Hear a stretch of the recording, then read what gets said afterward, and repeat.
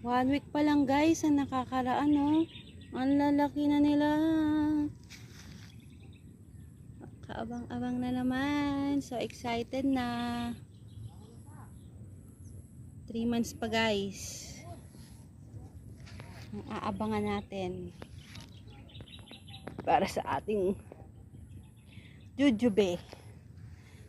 Tingnan nyo guys, tuloy-tuloy yung kanilang pamumulaklak ng mga jujube natin. Ayan. Galing kasi sa grafted to.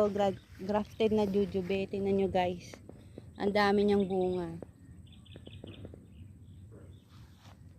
Ito yung mga nauna nating binili. Dalawa yon yung una nating binili. Ayan na siya. At saka yun yung isa. Tingnan nyo guys, oh. Laki na niya, oh. Nung nakaraan lang, munggo yan. Abangan natin ang kanilang paglaki ulit.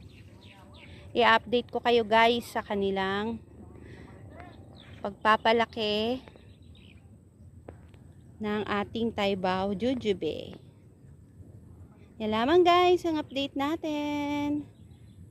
Have a wonderful weekend guys.